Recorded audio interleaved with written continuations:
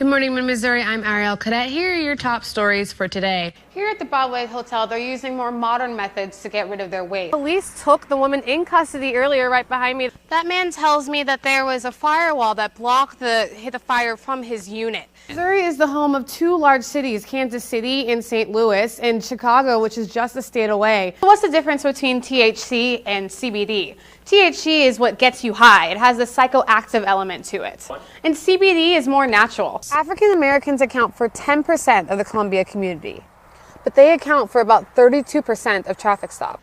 That mother is facing 3 felonies. This is the bathtub where the police say the incident happened. She is now on a ventilator with burns covering much of her body. Prosecutors say they found drugs in the mother's apartment and in the child's system. But the mother's family claims she's innocent and places the blame somewhere else.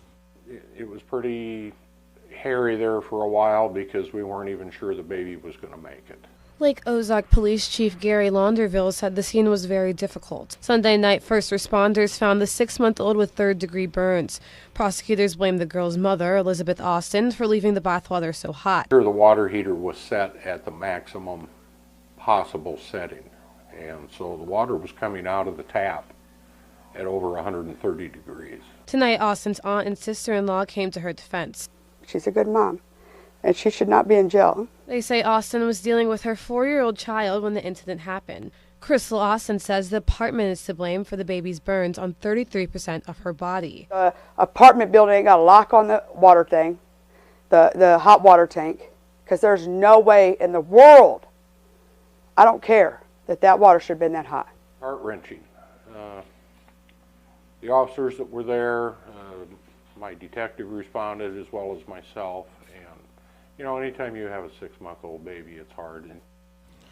The family says they're confident Austin will beat the charges, and they think she'll get her kids back. Right now, those children are in CPS custody. We found a customer who flew into the St. Louis airport. He rented a car for $120. Another passenger took a one-way shuttle that cost him $55. Today, I talked to a travel agent who says these displaced passengers are probably out that money, and the odds of getting reimbursed are slim. Brad Bates went on a business trip in Washington, D.C. on Sunday. On Monday night, he found out the Columbia airport was closed, but heard nothing from his airline. He only found out about it when he read a news report about the airport's week-long closure. It's going to be closed for a week, and I was supposed to be back on Wednesday. He said American Airlines was no help. Said, we can put you into St. Louis. And I said, well, that'd be fine, but how do I get from St. Louis to Columbia? And they said, that's really not our problem. That's on your own dime. Bates paid about $120 for a rental car to drive from St. Louis to Columbia. I asked the airline if they would reimburse for the automobile expense, and they said no, that the cost was actually should be on the person because they didn't close the airport. Travel agents also say they don't think reimbursement is likely. The only way to get reimbursed from that, they're going to have to go through the airline on their website usually and request a refund directly from them.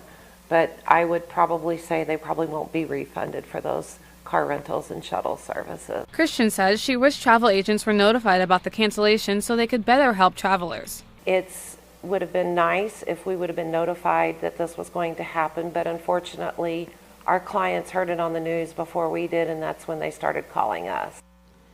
I asked Christian if she thought travelers would have better luck getting reimbursements from the Columbia airport itself, but only in the off chance passengers bought tickets at the actual airport counter. I reached out to the city late in the day about reimbursements and did not hear back. I talked to parents at Gentry Middle School today who say they're happy police made an arrest, but they question why police didn't arrest Joe after the first school incident last week. Just last week, police say Calvin Joe approached a student in the parking lot at Gentry Middle School. After the incident, police issued Joe a trespass warning. Joe told the KOMU reporter he was sorry for what happened and that he meant no harm. Accept my apology. I'm doing this public because I want everybody to know that is not me. I'm not no creep. That's a piece of junk. I just want to tell you I'm sorry. And tell him I didn't mean no harm. But this week, police caught Joe again at West Middle School and arrested him for trespassing. The officer who arrested Joe says he told her he had been to all of the schools and, quote, went to the schools to bless them. Parents say they never heard of anything like this. We have 4 kids now that have gone through the school system. This is really the first year where anything weird like that's happened. Other Gentry parents question why police didn't arrest Joe after last week's incident. Police spokesman says there wasn't a no trespassing sign at the school at the time. There is one there now. Joe is currently in Boone County Jail and his bond is set at $10,000. As a part of his bond, he cannot go on any Columbia Public School campuses. There is no set date for when he will appear in court. In the studio, I'm Arielle, Cadet, KMU 8 News.